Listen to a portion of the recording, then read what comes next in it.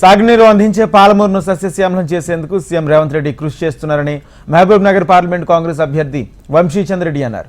కొడంగల్ నారాయణపేట ఎత్తిపోతల పథకానికి నిధులు కేటాయించి శంకుస్థాపన చేశారని గుర్తు చేశారు.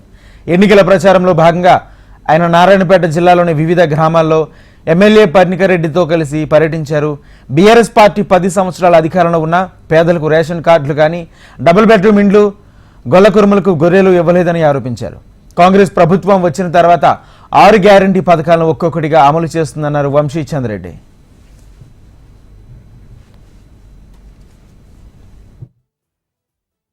₹4,000 కోట్లు పెట్టి నారాయణపేట కొడంగల్ ఎత్తిపోతల పథకాన్ని మన ఊర్లకు నీళ్లు దేనికే పథకం ప్రారంభించింది. నేను ఇలా మీకందరికీ హామీ ఇస్తున్నా, ఎట్లయినా సరే కోయిల్ సాగర్ నీళ్లు తీసుకొచ్చి, కృష్ణమ్మ నీళ్లు తీసుకొచ్చి రామసముద్రంలో నింపే బాధ్యత నేను పర్ణికమ్మ తీసుకుంటాం.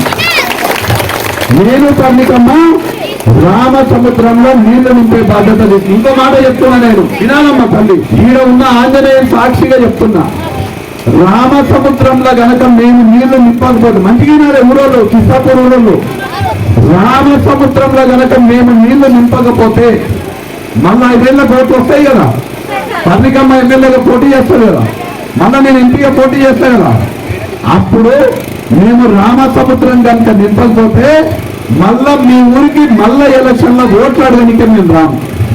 ఓకేనా అమ్మా? నీళ్ళు నింపకపోతే మన ఇద్దరం రావద్దు.